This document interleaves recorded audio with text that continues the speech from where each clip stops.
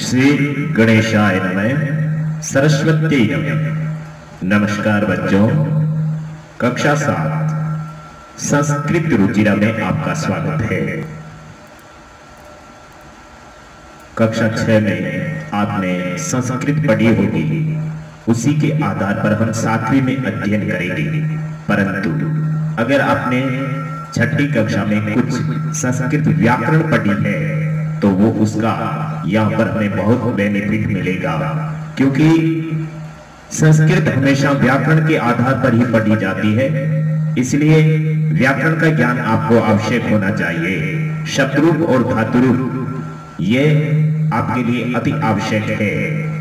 इस प्रथम पाठ सुभाषितानी में हम आपको पूरा परिचय करवा देते हैं कि संस्कृत कैसे पढ़नी चाहिए और किस आधार पर हमें संस्कृत में शब्दों का ज्ञान होना चाहिए।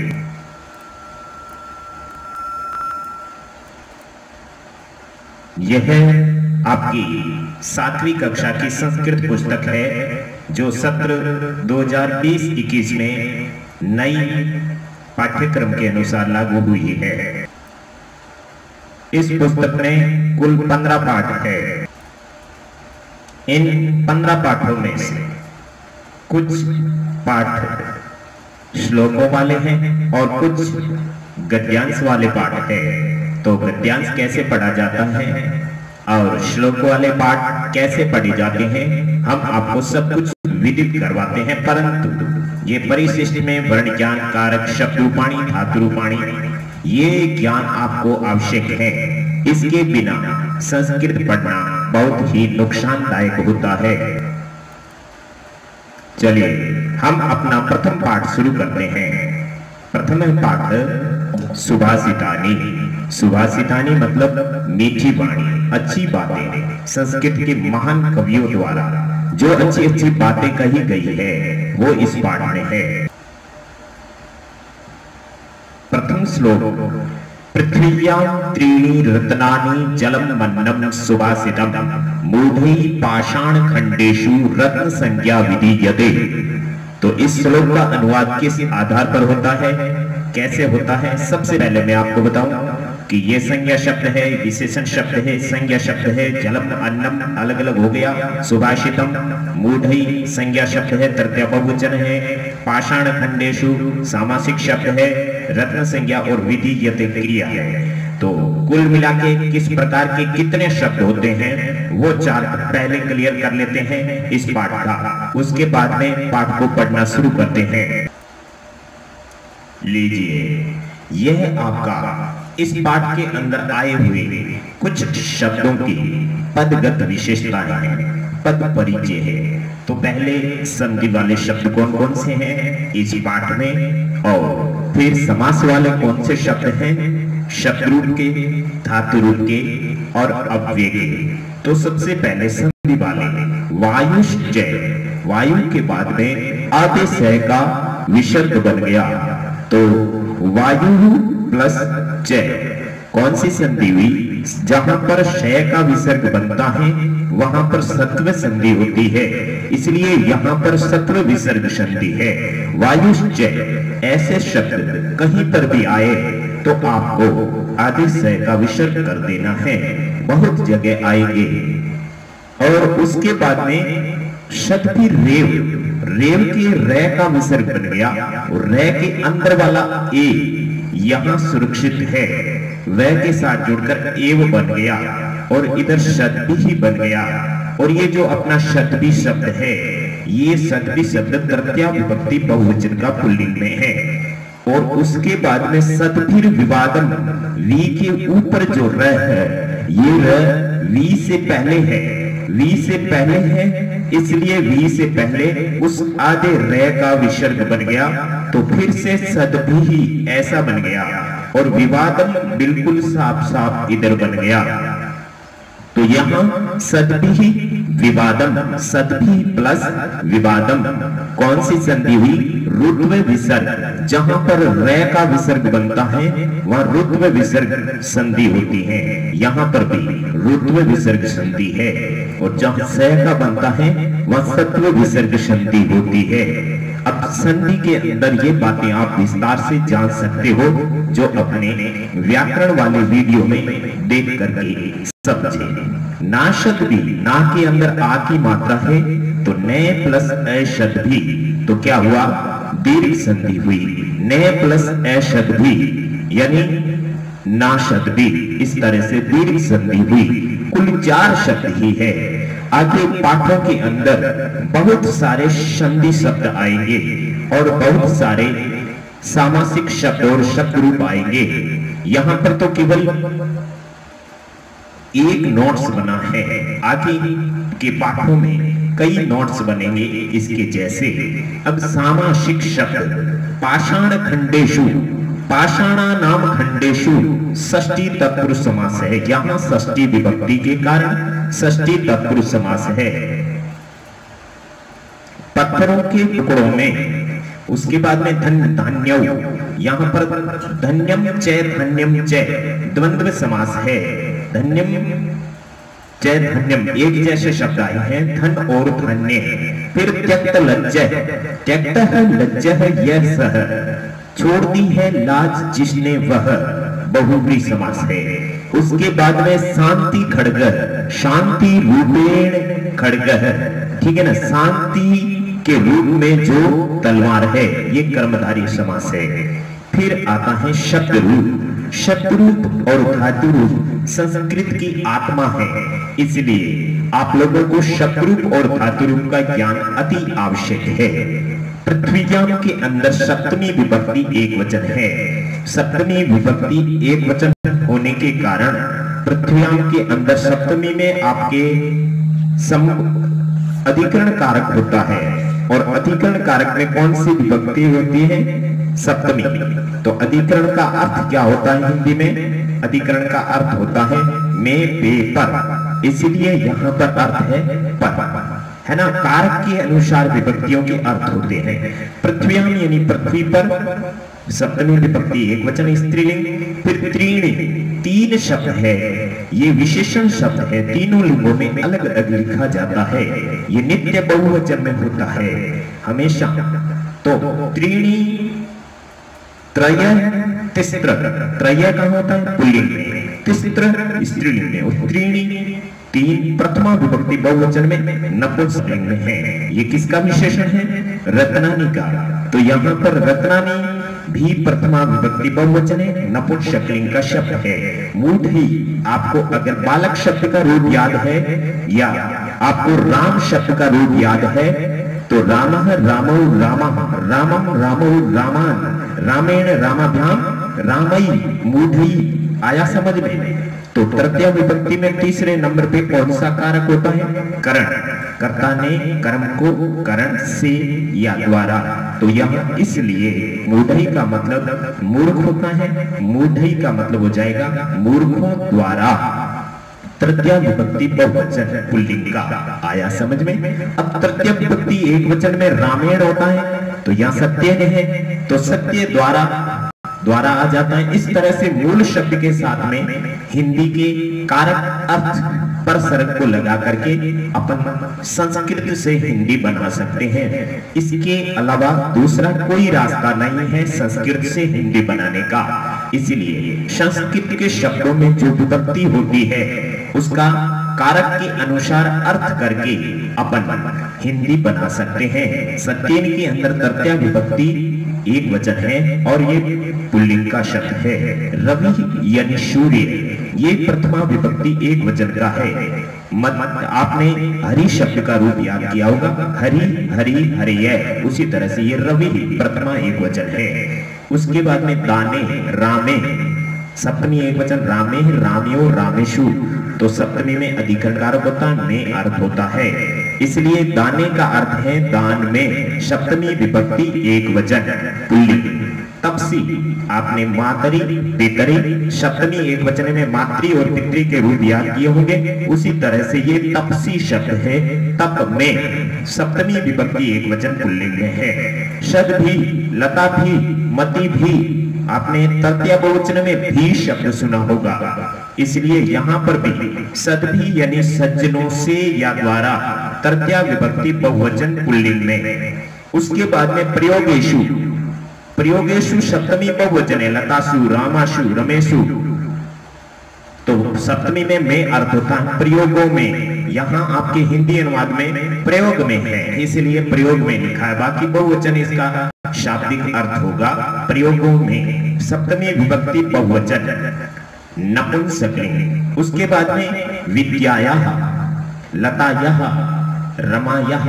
आपने षष्ठी और पंचमी में एक जैसे शब्द देखे होंगे, नहीं देखे हैं तो वहां से आप लोग याद कर लें। उसके बाद में विद्या के षष्ठी एक वचन स्त्रीलिंग में। फिर आता है क्षमया, लतया, रमया, तृतीया एक वचन। क्षमा से लगता है तृतीया में, तृतीया विभक्ति एक वचन स्त्रीलिंग में। करे, दाने, हाथ में, है ना, सप्तमी विभक्ति एक वचन पुल्लिंग। यस्य, यत सर्वनाम शब्द है। सर्वनाम शब्दों के तीनों लिंगों में अलग अलग रूप चलते हैं, अस्मत् और युष्मत् के अलावा। तो इनका ये पुल्लिंग में षष्ठी एक वचन में होगा। तो पुल्लिंग में षष्ठी में के होता है, यत का मतलब जो होता है, तो षष्ठी में क्या अर्थ हो जाएगा, जिसके। षष्ठी विभक्ति एक वचन सर्वनाम है, ये पुल्लिंग है। फिर आता है धातुरूप। धातुरूप बहुत कम है इस पाठ में। विधीयते में, विधीयते मतलब दी जाती है, वी उपसर्ग है और धई धातु है। ये आपका सिंबल है, ये चिन्ह है, ये धातु का है, क्रिया का है, वर्ग का है। तो धई धातु और लट लकार प्रथम पुरुष एक वचन आत्मनेपदी में ऐसे रूप चलते हैं। उसके बाद में धार्यते। धार्यते के अंदर धारण करती है, धारण करता है, ये भी होता है, क्योंकि संस्कृत में क्रियाएं पुल्लिंग और स्त्रीलिंग में एक जैसी ही पाई जाती है। कर्ता चेंज हो जाता है सर्वनाम में। धारण करती है, धी धातु है, धी के बाद में लट लकार प्रथम पुरुष एक वचन है, स्टार्टिंग शब्द है। धातुरूप शब्दरूप का ज्ञान आपको आवश्यक है, उसके बाद में ही संस्कृत का अध्ययन करना चाहिए। तपते, तपता है, तप धातु लट लकार प्रथम पुरुष एक वचन, ये भी आत्मनेपदी है। सेवते, सेवेते, सेवन्ते, उसके जैसा इसका रूप चलता है। कुर्वीत, ये करनी चाहिए या करना चाहिए। क्री धातु विधिलिंग लकार प्रथम पुरुष एक वचन का है। आचरित, करना चाहिए या आचरण करना चाहिए, यहां पर भी ये विधिलिंग लकार का है। चाहिए अर्थ जहां पर भी होता है वहां विधिलिंग होता है। आ उपसर्ग है, चर धातु विधिलिंग लकार प्रथम पुरुष एक वचन। करिष्यति के अंदर करेगा, क्री धातु दृढ़ लकार प्रथम पुरुष एक वचन है। इसके बाद में आपके आ जाते हैं अव्यय। अव्यय वे शब्द होते हैं जिनका तीनों लिंगों में एक जैसा रूप होता है, पांचों लकारों में एक जैसा रूप होता है। पुल्लिंग, स्त्रीलिंग, नपुंसकलिंग में एक जैसा रूप रहता है, यानी वो कभी चेंज नहीं होते। चय का अर्थ होता है औ, ने का मतलब नहीं। ही एक निपात अव्यय है, जिसका मतलब निश्चित रूप से या फिर ऐसा कुछ कर सकते हैं। कुछ ऐसे निपात अव्यय होते हैं जो बहुत ही कम काम आते हैं और गण पूर्ति के लिए श्लोकों में इनका प्रयोग किया जाता है। तो यह भी निपात अव्यय है। उसके बाद में किंचित यानी कुछ या कुछ भी, उसके बाद में एव यानी ही, ये ऐसे शब्द हैं। ये संधि युक्त शब्द लिखा हुआ है, ये भी संधि से लिखा हुआ है, ठीक है ना। यहां देख लो, सदी और किंचित आचरित, किंचित आचरित अलग नहीं लिखा है, तो उसके अंदर ये लिखा है और ये एव लिखा हुआ है। इस तरीके से यहाँ अव्यय बहुत कम लिखे हुए हैं। दूसरे पाठ में आप देखेंगे बहुत सारे अव्यय और बहुत सारे आपके धातुरूप, बहुत सारे शब्दरूप। शब्दरूप भी दो प्रकार से अलग अलग लिखे हैं वहां पर, क्योंकि ये सर्वनाम शब्द है, वहां पर बहुत सारे हैं आगे आने वाले पाठों में। तो संज्ञा शब्दरूप को अलग कर दिया और सर्वनाम शब्द रूप को अलग करके वहां पर लिखा है। उसके बाद में भी कई प्रकार की व्याकरण वहां पर आपको मिलेगी। इस तरीके से आप व्याकरण शब्दों को, पाठों को पढ़ते हुए भी आप साथ साथ में व्याकरण की प्रैक्टिस कर रहे हो।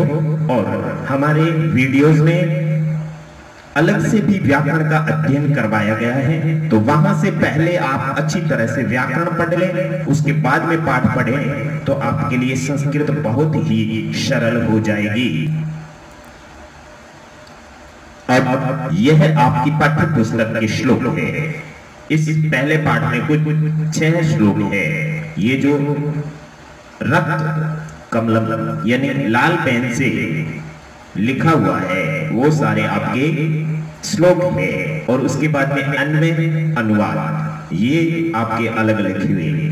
अन्वय किसे कहते हैं, अनुवाद किसे कहते हैं? अन्वय उसे कहते हैं जिसमें आपके संस्कृत शब्दों को हिंदी के अनुसार लिख दिया जाता है। तो यहाँ पर इसका जो अन्वय किया हुआ है उसको अपन देख लेते हैं। पृथ्व्यां त्रीणि रत्नानि जलम मन्नम सुभाषितानि मूढ़ै पाषाण खंडेषु रत्न संज्ञा विधीयते। तो पृथ्व्यां पहले आ गया, त्रीणि दूसरे नंबर पे, रत्नानि तीसरे नंबर पे, फिर संति के लिए यहाँ कोई शब्द नहीं है, फिर अपन को जोड़ना पड़ेगा वरना हिंदी नहीं बोली जाएगी। जलम अन्नम इसको अलग अलग लिखना पड़ेगा। म हलंत हुआ तो अंदर से ए निकला, अन्नम बन गया, जलम अन्नम। सुभाषितानि फिर खड़ी पाई आ गई, ये एक पंक्ति पूरी हो गई। उसके बाद में मूढ़ई, फिर पाषाण खंडेशु, इसको सामासिक शब्दों को अलग अलग लिख दिया। पाषाणा नाम खंडेशु पहले अपन ने पढ़ा था। फिर रत्न संज्ञा विधीयते, इस प्रकार से ये आपका अन्वय हुआ। अब इसका हिंदी अर्थ करते हैं। पृथ्व्याम यानी पृथ्वी पर, त्रीणि यानी तीन, रत्नानि यानी रत्न, संति यानी है। ये आपको पता है सप्तमी विभक्ति एक वचन की वजह से है। उसके बाद में जलम अन्नम सुभाषितानि, ये तीन रत्न हैं, जल अन्न और मीठी वाणी। सुभाषितानि का मतलब मीठी वाणी। मूढ़ी यानी मूर्ख लोगों द्वारा, ये तृतीय विभक्ति बहुवचन है तो लोगों आ गया क्योंकि बहुवचन है। मूर्ख लोगों द्वारा पत्थरों के टुकड़ों में, पाषाण खंडेशु पत्थरों के, पाषाणा नाम षष्ठी विभक्ति, खंडेशु यानी टुकड़ों में, पत्थरों के टुकड़ों में, रत्न संज्ञा यानी हीरे मोती आदि में। हीरे मोती आदि क्या है? पत्थरों के टुकड़े हैं, इनमें रत्नों का नाम दिया जाता है। रत्न संज्ञा यानी रत्नों का नाम, संज्ञा का मतलब ही नाम होता है। संज्ञा नाम का पर्यायवाची शब्द है, तो रत्न का नाम विधीयते यानी दिया जाता है। पृथ्वी पर अब देखो, आपको अगर पुस्तक के अंदर, तो फिर आपको पुस्तक के अनुसार ही अनुवाद करना चाहिए। पृथ्वी पर तीन रत्न हैं, जल अन्न और मीठी वाणी। मूर्ख लोगों के द्वारा पत्थरों के टुकड़ों में रत्नों की संज्ञा दी जाती है। फिर आपके दूसरा श्लोक, सत्येन धार्यते पृथ्वी सत्येन तपते रवि सत्येन वाति वायुश्च सत्येन सर्वं सत्येन प्रतिष्ठितम्। तो यहाँ पर भी अन्वय आपका कैसे होगा? सत्येन, सत्येन, फिर पृथ्वी नंबर 2 पे बोलना पड़ेगा हिंदी में। पृथ्वी फिर धार्यते यहाँ आ जाएगा क्योंकि ये क्रिया शब्द है। क्रिया शब्द किसी भी बात के अंत में बोलते हैं हिंदी में, है ना। तो उसके बाद में सत्येन रवि तपते, रवि पहले आ जाएगा, सत्येन रवि तपते। उसके बाद में ये सत्येन यहाँ पर आया है, फिर वायु चय का चय अलग हो गया, वायु वाति, वाति क्रिया है, सत्येन वायु वाति। उसके बाद में सर्वम चय, चय इधर आ गया, सर्वम इधर आ गया, सर्वम चय सत्येन प्रतिष्ठितम। तो इसका हिंदी अनुवाद भी इस अन्वय के अनुसार होगा। अन्वय और अनुवाद आपको बिना देखे यहाँ श्लोक के अंदर बोलना है, तो आपको बिना देखे इस प्रकार बोलना है क्योंकि परीक्षा में आपके सिर्फ श्लोक होगा। क्योंकि आगे आपके 9वीं 10वीं में संस्कृत व्याख्या भी करनी पड़ेगी, तो आपको संस्कृत टू संस्कृत लिखना पड़ेगा। तो यहाँ आपका अभ्यास हो जाएगा। सत्येन पृथ्वी धार्यते, सत्य से पृथ्वी सबको धारण करती है, सत्य से पृथ्वी धारण करती है। सबको यहाँ पर लिखा हुआ नहीं है, फिर भी बोलना पड़ता है सत्य से, क्योंकि एक एक शब्द का अर्थ बोलेंगे तो जाकर के अपनी हिंदी क्लियर होगी। सत्य से पृथ्वी सबको धारण करती है, सत्य से ही सूर्य तपता है अर्थात प्रकाश देता है, सत्य से ही सूर्य प्रकाश देता है, सत्य से वायु चलती है, सत्य से वायु चलती है। और यहां से इधर चय का मतलब और हो जाएगा। सत्येन सत्येन, यहाँ पर न लिखने भूल गए थे पुस्तक वाले। सत्येन सर्वम यानी सब कुछ, प्रतिष्ठितम यानी प्रतिष्ठित है, और सत्य से ही सब कुछ प्रतिष्ठित है। यहाँ पर भी उसी तरीके से है। सत्य के कारण पृथ्वी हम सबको धारण करती है, सत्य से सूर्य प्रकाश देता है, सत्य से वायु चलती है, और सत्य से सब कुछ स्थित है। क्योंकि अपना अनुवाद शब्द के अनुसार किया जाता है, तो एक एक शब्द का जो अंडरलाइन किया हुआ है वो एक एक शब्द का अर्थ है। तीसरा श्लोक, दाने तपसी शौर्ये च विज्ञाने विनये नये विस्मयो नहि कर्तव्यो बहुरत्ना वसुंधरा। दाने तपसी शौर्ये विज्ञाने विनये नये च, विस्मयों का विस्मय बन गया उत्व विसर्ग संधि से, न ही चला गया, ही का कोई मतलब नहीं है। कर्तव्यों का कर्तव्य बन गया, यतो ही ये हमको जोड़ना पड़ेगा, ही इधर से आ गया यतः, क्योंकि यतः का अर्थ होगा, ही का नहीं होगा। वसुंधरा बहुरत्ना, पहले वसुंधरा आएगा फिर बहुरत्ना आ जाएगा। यहां पर ये जो आपके शब्द है, इन सभी शब्दों के अंदर आपके सप्तमी विभक्ति एक वचन है। इसके अंदर भी सप्तमी एक वचन, सप्तमी एक वचन, सप्तमी एक वचन, सप्तमी एक वचन, सप्तमी एक वचन, और इसमें भी सप्तमी एक वचन, तो सबका मतलब में या पर हो जाएगा। तो यहां अर्थ भी सप्तमी एक वचन के अनुसार होगा। दाने यानी दान में, तपसी यानी तप में, शौर्य यानी पराक्रम में, विज्ञाने यानी विज्ञान में, यानी मूल शब्द के साथ में लगाना है। विनय यानी विनम्रता में, च यानी और, अंतिम शब्द से पहले च आता है हिंदी में। नये यानी नीति में, नय का मतलब नीति होता है। दान में, तप में, शौर्य में, विज्ञान में, विनय में और नीति में। विस्मय यानी आश्चर्य, न यानी नहीं, कर्तव्य यानी करना चाहिए, तव्यत प्रत्यय है, प्रत्यय भी आपको व्याकरण में पढ़ना पड़ेगा। कर्तव्य यानी करना चाहिए, क्योंकि अपन ने जोड़ दिया पृथ्वी, वसुंधरा का मतलब पृथ्वी, तो अपन ने जोड़ दिया। बहु रत्ना यानी अनेक रत्नों को उत्पन्न करने वाली है, ये भी अपन को जोड़ना पड़ेगा, तब जाकर के आपकी सही हिंदी होगी। अब इस श्लोक को अपने को अच्छे ढंग से देखना है। सद्भिर्देव सह आसीत सद्भि कुर्वीत संगतिं सद्भिर विवादम मैत्रीम जय ना सद्भि किंचित दाचरेत। सद्भि एव सह आसीत, यहां पर आपने संधि विच्छेद कर लिया, सह आसीत का नहीं किया था, सह प्लस आशीत। सद्भि कुर्वीत संगतिं बिल्कुल अलग अलग है। सद्भि विवादम ये अपने अलग कर दिया। मैत्रीम च न असद्भिम किंचित आचरेत। अब अन्वय करते हैं। सद्भि ये सद्भि आ गया, एव भी कंटिन्यू आएगा, सह ये भी कंटिन्यू आएगा, आसीत ये भी कंटिन्यू आएगा। हिंदी अर्थ के अनुसार ये शब्द कंटिन्यू आ गए। फिर दूसरी बात, चार बातें लिखी हुई है। सद्भि, फिर संगतिन पहले आएगा, फिर कुर्वीत लास्ट में आएगा। यहां संगति में मैं हलंत है, यहां संगति में मैं हलंत को अनुस्वार कर दिया। उसका कारण बाद वाले शब्द का पहला अक्षर व्यंजन है, इसलिए अनुस्वार है। यहां कोई बाद वाला अक्षर है ही नहीं, इसलिए मैं हलंत आया है। अब यहां सद्भि संगतिन कुर्वीत, इस तरीके से हिंदी अर्थ होगा।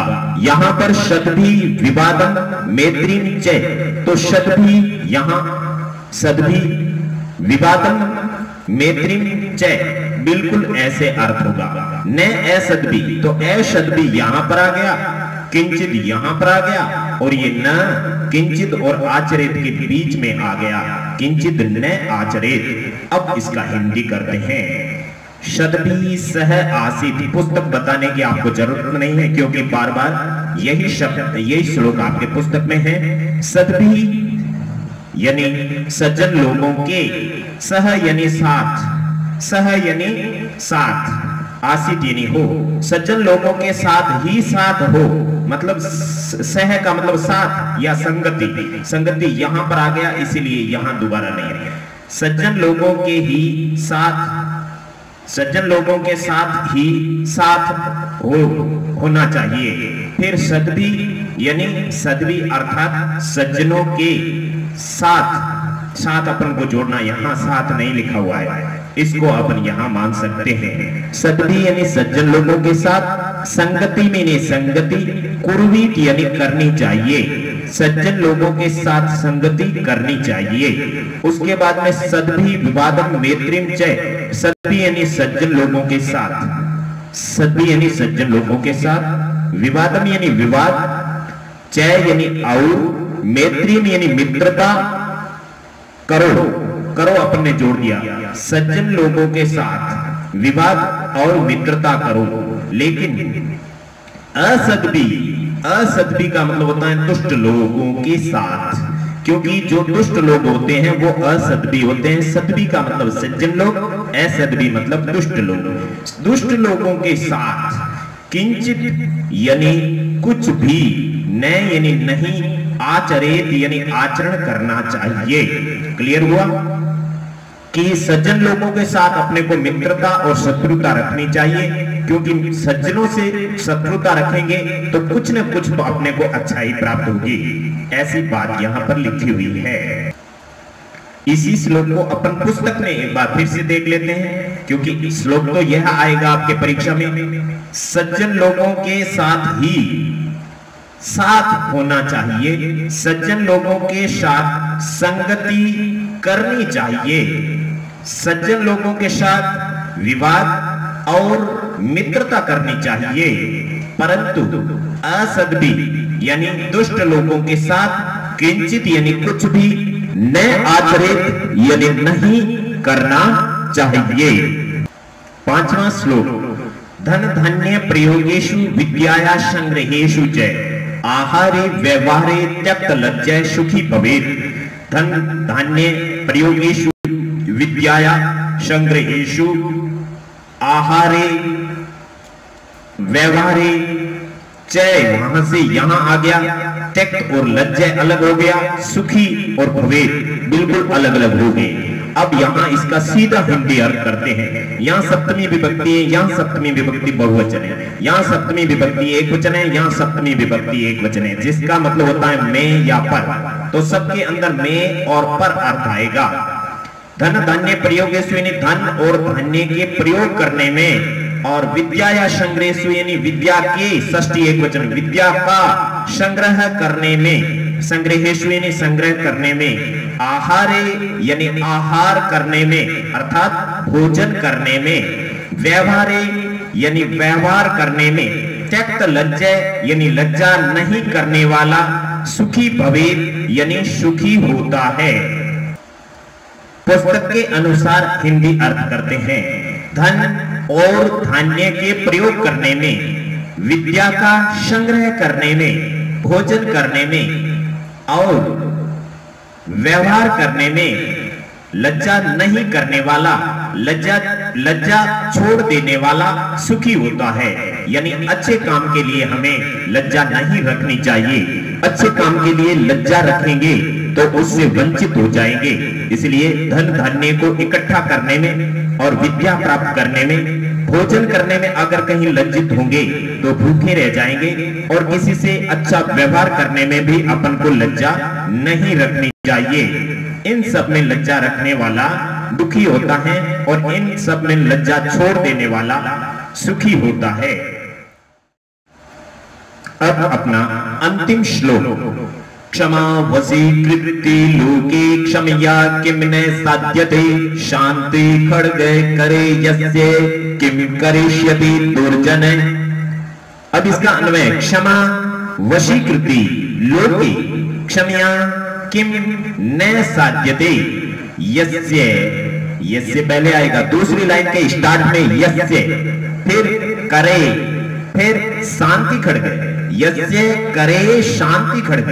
इस तरीके से आपको तरीका सीखना है। दुर्जने किम करिष्यति, याद हुआ, यस्य करे शांति खड्ग, दुर्जने किम करिष्यति, यस्य करे शांति खड्ग दुर्जने किम करिष्यति।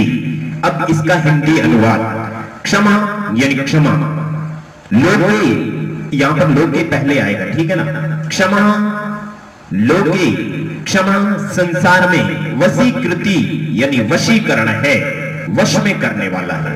अगर आप किसी को क्षमा करेंगे तो वो आपके वश में हो जाएगा। क्षमा संसार में वशीकरण है।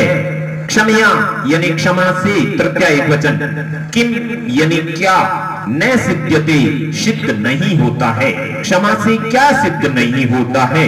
यस्य यानी जिसके, यस्य यानी जिसके, करे यानी हाथ में, ये अपने पीछे जो संज्ञा शब्द पड़े वहां पर भी पड़ा था। जिसके हाथ में शांति खड्ग यानी शांति रूपी तलवार है, ये समास में भी पड़ा पीछे। दुर्जन यानी दुष्ट, उसके अपन जोड़ रहे हैं। किम यानी क्या, करिष्यति यानी करेगा। जिसके हाथ में शांति रूपी तलवार है, दुष्ट लोग उसके क्या करेंगे। इस तरीके से ये अपना श्लोक है। पुस्तक में भी अंतिम श्लोक को देख लीजिए। क्षमा संसार में वशीकरण मंत्र है। क्षमा संसार में वश में करने वाला होता है, होती है। क्षमा से क्या सिद्ध नहीं होता है। जिसके हाथ में शांति रूपी तलवार है, दुष्ट लोग उसके क्या करेगा, अर्थात दुष्ट लोग उसके कुछ भी नहीं कर सकते। अब हमें पाठ में दिए हुए शब्दों के अर्थ हिंदी में और इंग्लिश में देख लेने चाहिए। वैसे तो अपन ने एक एक शब्द पर व्याकरणात्मक टिप्पणी की है, लेकिन फिर भी पृथ्वीयां, पृथ्वी पर, धरती पर, ऑन द अर्थ, सुभाषितम सुंदर वचन, गुड सेइंग, मूढ़ी मूर्खों के द्वारा, बाय फूल्स, पाषाण खंडेशु पत्थरों के टुकड़ों में, इन स्टोन पीसेस, रत्न संज्ञा, रत्न का नाम, नेम ऑफ प्रीसियस स्टोन, विधीयते किया जाता है, समझा जाता है, टू बी डन, गिवन, धार्यते धारण किया जाता है, बियर्स तपते जलता है, बर्न्स हीट्स वादी बहता है, बहती है, ब्लोज वायुश्च पवन भी, एयर प्रतिष्ठितम यानी कि स्थित है, सिचुएटेड, तपसी यानी तपस्या में, इन पिरेंस शौर्य यानी बल में, इन ब्रेवरी नये यानी नीति में, इन पॉलिसी विस्मय यानी आश्चर्य, वंडर बहुरत्ना यानी अनेक रत्नों वाली, प्रोसेसिंग मैनी ज्वेल्स, वसुंधरा पृथ्वी, अर्थ सद्भी एव सज्जनों के साथ ही, विद जेंटलमैन अलोन, सह आशित साथ बैठना चाहिए, शुड सिट टुगेदर, कुर्मीत करना चाहिए, शुड डू, सद्भिर विवादम सज्जनों के साथ झगड़ा, क्वेरल विद जेंटलमैन। क्षमा वशीकृति लोके, क्षमा वशीकृति लोके, क्षमा में, संसार में क्षमा सबसे बड़ा वशीकरण है। Forgiveness is an achievement in the world. नासद्भी न प्लस असद्भी, असज्जन लोगों के साथ नहीं, नॉट विद अनजेंटलमैनली पीपल, धन धान्य प्रयोगेषु, धन धान्य के प्रयोग में, in the use of wealth, संग्रहेषु संग्रह में, संचय करने में, इन एक्युमुलेशन त्यक्त लज्जय संकोच या भीरुता को छोड़ने वाला, one who has given up shyness, शांति खड्ग शांति की तलवार, स्वॉर्ड ऑफ पीस। अब अभ्यास प्रश्न करते हैं प्रथम पाठ के। सर्वान श्लोकान सैश्वरम गायत, पहले के अंदर वो अपन गा चुके हैं। यथा योग्यम श्लोकांसान में, योग्यता के अनुसार श्लोक के अंशों को जोड़िए, कै खंड को खे खंड से। तो यहां पर धन धान्य प्रयोगेषु, तो इसका क्या हो जाएगा? विद्याया संग्रहेषु, विद्याया संग्रहेषु। जय विस्मयो नहीं कर्तव्यो, आश्चर्य नहीं करना चाहिए, आश्चर्य नहीं करना चाहिए। इसका बहुरत्ना वसुंधरा, विस्मयो नहीं कर्तव्यो बहुरत्ना वसुंधरा।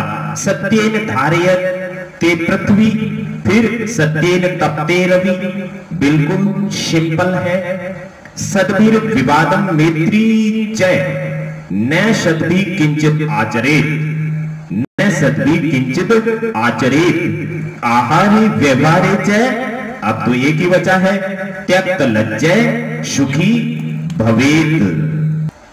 तीसरा प्रश्न, एक पदेन उत्तर, यानी एक शब्द में उत्तर देना है। पृथ्व्याम कति रत्नानि, पृथ्वी पर कितने रत्न हैं? तो कति है उसको नपुंसकलिंग में लिखना है, त्रीणि। अब एक शब्द में ही लिखना है, पूरे वाक्य में लिखना होता तो कति की जगह त्रीणि लिख देते, बाकी पृथ्व्याम और रत्नानि सेम टू सेम लिख देते और प्रश्नवाचक की जगह खड़ी पाई हो जाती। परंतु इसने एक पद का कहा है। मूढ़ी कुत्र संज्ञा विधीयते, मूर्ख लोगों द्वारा किसके अंदर रत्न संज्ञा दी जाती है? तो यहां पर कुत्र शब्द में अर्थ वाला है, तो सप्तमी में ही अपन को उत्तर देना है। पाषाण खंडेशु, यानी पत्थरों के टुकड़ों में मूर्ख लोगों द्वारा रत्न की संज्ञा दी जाती है। अब केन, पृथ्वी केन धार्यते, पृथ्वी किसके द्वारा धारण की जाती है? तो केन की जगह आ जाएगा सत्येन, पृथ्वी सत्य द्वारा धारण की जाती है। कई संगति कुर्वित, किन लोगों के साथ संगति करनी चाहिए? तो यहां पर यह तृतीया बहुवचन का शब्द है ना, रामई की तरह कई, किन लोगों के द्वारा, किम सर्वनाम शब्द है। तो यहां पर आ जाएगा सद्भी, यानी सज्जन लोगों के द्वारा। इसको आप ऐसे भी लिख सकते हो, सद्भी, दय के नीचे भय लिखो या दय के बाद में लिखो, बाद में ही है, ये दोनों में से एक। उसके बाद में लोके वशीकृति का, संसार में वश में करने वाली क्या है?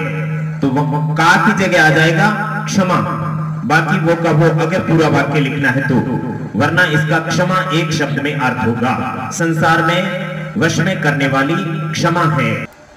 अगला प्रश्न है चौथा, रेखांकित पदानी अधिकृत्य प्रश्न निर्माण कुरु, रेखांकित शब्दों को आधार बना करके ही प्रश्न बनाना है, यानी ये सब उत्तर है, इनके प्रश्न बनाने हैं। तो यहां सत्येन वाति वायु, यानी सत्य से वायु चलती है, तो अपन को इसका प्रश्न बनाना है। तो सत्येन की जगह किम सर्वनाम शब्द का रूप लिखना है, सभी जगह किम सर्वनाम शब्द का रूप लिखना है। इसीलिए किम सर्वनाम शब्द के तीनों लिंगों में अलग अलग रूप याद होना अति आवश्यक है। अपने सर्वनाम और संज्ञा शब्द रूप के 4 वीडियो बने हुए हैं इसी YouTube चैनल पर, तो आप वहां जाकर के उसका सघन अध्ययन कर सकते हो। तो यहां सत्येन की जगह आएगा केन, केन, केन यानी किसके द्वारा? वाति वायु, वाति वायु सेम टू सेम आ जाएगा और इसकी जगह ये प्रश्नवाचक चिन्ह आ जाएगा। अब सद्भी एव सह आसित, इसको देखो, सत्य के द्वारा वायु चलती है, किसके द्वारा वायु चलती है? यहां विसर्ग आएगा। सद्भी, तो ये तृतीया विभक्ति बहुवचन है और सद्भी है, तो यहां पर अपने को लिखना पड़ेगा काभी, काभी किसके द्वारा? एव सह आसित, सद्भी एव सह आसित, तो इस सद्भी की जगह तृतीया बहुवचन है, तो तृतीया बहुवचन में किम शब्द का रूप आएगा सद्भी एव सह आसित। उसके बाद में प्रश्नवाचक चिन्ह आ जाएगा। वसुंधरा प्रथमा एक वचन है, स्त्रीलिंग है, तो प्रथमा एक वचन में का, के, कहा, ये किम शब्द का रूप का है। फिर बहुरत्ना बहुरत्ना भवती सेम टू सेम लिखना है, फिर प्रश्नवाचक चिन्ह करना है, क्योंकि मैं नहीं लिख रहा हूं, आपको लिखना है। विद्याया ये आपके स्त्रीलिंग में षष्ठी एकवचन है, तो किम शब्द का स्त्रीलिंग में षष्ठी एकवचन में होगा कस्याः संग्रहेषु त्यक्तलज्जा सुखी भवेत्। भवेत् के बाद में प्रश्नवाचक चिन्ह आएगा, बाकी सेम टू सेम लिखना है, ये आपको सेम टू सेम लिखना है, तब जाके प्रश्न बनेगा। फिर सद्भि मैत्रीम कुर्वीत, सज्जन लोगों के साथ मित्रता करनी चाहिए, तो मैत्रीम की जगह आ जाएगा किम कुर्वीत, ठीक है ना। सज्जन लोगों के साथ क्या करना चाहिए, तो क्या अपन ये बोलेंगे कि सज्जन लोगों के साथ मित्रता करनी चाहिए, क्या इसका प्रश्न सिर्फ यही है कि क्या, इसलिए सिर्फ ये नहीं लिखना, आपको ये भी लिखना है, ये भी लिखना है, और ये आपके इसमें चेंज कर देना है। इस तरीके से आपका प्रश्न निर्माण हो जाएगा। प्रश्न निर्माण एक बहुत ही महत्वपूर्ण टॉपिक है, 8वीं बोर्ड परीक्षा में, 9वीं में और 10वीं बोर्ड परीक्षा में भी आपको पूछा जाएगा, 7वीं में भी तो आपके नंबर आएंगे ही आएंगे, इसलिए इसका आपको किम शब्द के तीनों लिंगों में आपको रूप याद करके और अच्छे से प्रयत्न करना चाहिए। 5वां प्रश्न आपका है प्रश्नानाम उत्तराणि लिखत, प्रश्नों के उत्तर लिखने हैं। यहाँ पर एक शब्द का भी नहीं कहा है और पूरे वाक्य का भी नहीं कहा है, इसका मतलब आवश्यकता के अनुसार उत्तर देना है। कुत्र विस्मय न कर्तव्य, कहां पर आश्चर्य नहीं करना चाहिए। अब ये प्रश्न देखो, ये बाद में देखेंगे। पृथ्व्याम त्रीणि रत्नानि कानि, पृथ्वी पर 3 से रत्न कौन से हैं। जलम अन्नम सुभाषितानि, जलम अन्नम सुभाषितानि, जलम अन्नम सुभाषितानि, ये आपके 3 जो है यहां पर रत्न है सुभाषितानि, ये आपका उत्तर बन गया। पृथ्वी पर 3 रत्न हैं, पृथ्वी पर 3 रत्न कौन से हैं, जलम अन्नम सुभाषितानि, ये दूसरे का उत्तर हो गया। अब तीसरा क्या है, त्यक्त लज्जा है कुत्र सुखी भवेत्, लज्जा त्यागने वाला कहां पर सुखी होता है, लज्जा त्यागने वाला कहां पर सुखी होता है, कहां पर आश्चर्य नहीं करना चाहिए। तो इसका भी एक पूरे श्लोक में उत्तर है और इसका भी पूरे श्लोक में उत्तर है, इसलिए अपन श्लोक की ओर जाते हैं। प्रश्न यह है कुत्र विस्मय न कर्तव्य, कहां पर आश्चर्य नहीं करना चाहिए। अब इसको श्लोक में देखें तो यहां विस्मयो नहीं कर्तव्यो, विस्मयो नहीं कर्तव्यो, ये बहुरत्ना नहीं लिखना है, विस्मयो नहीं कर्तव्यो यहां से लगाकर दाने तपसी शौर्ये विज्ञाने विनये नये चय वहां से यहां पर आ जाएगा, विस्मयों का विस्मय बन जाएगा, न कर्तव्य ही काट दो, कर्तव्यों का कर्तव्य है बन जाएगा। इस तरीके से दाने तपसी शौर्ये विज्ञाने विनये नये च विस्मय न कर्तव्य, इस तरीके से इसका उत्तर बन गया। आपके 5वें के क का उत्तर यहां बन गया। उसके बाद में 5वें के ग का उत्तर कहां मिलेगा, उसने क्या तक्त लज्जे कुत्र भवेत्, तो धन धान्य प्रयोगेषु विद्याया संग्रहेषु च, ये च काट देना, आहारे व्यवहारे च त्यक्त लज्जा सुखी भवेत्, बिल्कुल आपके पूरा का पूरा श्लोक एज इट इज आ जाएगा। पहली लाइन के लास्ट वाला च निकाल देना है, तो वहां पर आपके पूरा उत्तर बन जाएगा। हिंदी अनुवाद तो आपको आता ही है। अब आपका 6ठा प्रश्न मंजूषा है। मंजूषा का मतलब इंडेक्स, सारणी, बॉक्स। मंजूषातः षष्ठी एकवचन, पंचमी एकवचन दोनों ही है। इंडेक्स से पदानी शब्दों को चित्वा चुनकर लिंगानुसारम, लिंग के अनुसार अकॉर्डिंग टू जेंडर लिखो। इंडेक्स से शब्दों को निकालकर लिंग के अनुसार शब्दों को लिखो। पुल्लिंग वाले यहां लिखने हैं, स्त्रीलिंग वाले यहां लिखने हैं, नपुंसकलिंग वाले यहां लिखने हैं। तो सबसे पहले एक एक शब्द को लिखते जाते हैं। रत्नानी, ये आपके नपुंसकलिंग है, रत्नानी हो गया। उसके बाद में वसुंधरा, ये आपका स्त्रीलिंग है, वसुंधरा, वसुंधरा आकारांत स्त्रीलिंग शब्द है। सत्य, ये आपका पुल्लिंग है, तृतीया विभक्ति एक वचन है। उसके बाद में सुखी, ये सुखी आपके सुख शब्द से बना है तो सुखी पुरुष होता है, स्त्री सुखी नहीं होती है। इन्हीं प्रत्यय से ये पुल्लिंग शब्द बना है। तो यहां पर पुल्लिंग शब्द है ये सुखी, इन्हीं प्रत्यय लगा इसमें सुखी। उसके बाद में अन्नम, अन्नम आपका नपुंसकलिंग है तो यहां पर हो जाएगा अन्नम, अन्नम आ गया। उसके बाद में वहनी, वहनी आपका स्त्रीलिंग है, वहनी, वहनी इकारांत स्त्रीलिंग है। उसके बाद में रवि, ये आपका पुल्लिंग है, रवि। उसके बाद में पृथ्वी, ये आपका पृथ्वी स्त्रीलिंग है, पृथ्वी। उसके बाद में संगति, संगति भी आपका स्त्रीलिंग है, संगति ही, संगति ये द्वितीय एकवचन है, संगति, संगति। इस तरह से आपका ये आपके 3 शब्द यहां, 4 यहां और 2 यहां। इस तरीके से आपने पुल्लिंग स्त्रीलिंग नपुंसकलिंग की पहचान की। अब आप सातवें प्रश्न के अंदर देखें, अधोलिखितेषु धातवे के संति, नीचे लिखे हुए में से धातु कौन सी है? धातु का मतलब मूल क्रिया कौन सी है? करोति यानी करता है, तो इसमें मूल धातु है क्री, क्री मतलब करना, ठीक है ना। फिर पश्च यानी देखो, देखो तो यहाँ पर पश्च के अंदर मूल धातु है दृश्य, दृश्य का मतलब देखना। इसका रूप चलता है तो पश्यति, पश्यते, पश्यन्ति। भवेत, इसके अंदर भवेत, भवेताम, भवेयु, भवे, भवेतम, भवे, भवेयम, भवे, भवे, ये आपके विधिलिंग लकार में भू धातु का रूप है, भू धातु, भवति, भवते, भवन्ति का। तिष्ठति, तिष्ठति में भी आपके स्था धातु है, स्था से आपका तिष्ठति, तिष्ठते, तिष्ठन्ति। तो ये आपके दृश्य और स्था, इसको आप अच्छे से दिमाग में रखें। इसी के साथ में अपना प्रथम पाठ पूर्ण हुआ और दूसरे पाठ के लिए आप तैयार रहें। दूसरा पाठ अच्छे से एक एक शब्द का विश्लेषण करके अपन पढ़ेंगे और आपको बहुत अच्छा महसूस हुआ होगा। इसी तरीके से अपन पूरी पुस्तक पढ़ेंगे और पूरी पुस्तक के सारे पाठ पढ़ने के बाद में, उससे पहले शुरुआत में आप लोग व्याकरण अवश्य अध्ययन कर लें, क्योंकि बिना व्याकरण के केवल कहानी सुनने से, पढ़ने में मनोरंजन करने से अध्ययन नहीं होता है। अगर आपको पारंगत बनना है 8वीं के अंदर, आपको बिना पढ़े अच्छे से नंबर लाने हैं और 10वीं में बिना पढ़े आपको बहुत अच्छे अंक प्राप्त करने हैं और जीवन भर संस्कृत का अच्छा ज्ञान पास में रखना है, तो हमारे वीडियो से आप संस्कृत को अच्छे से धारण करें। पहले व्याकरण अवश्य पढ़ें। इन्हीं शब्दों के साथ में अगले वीडियो तक हम अपनी वाणी को विराम देते हैं। धन्यवाद।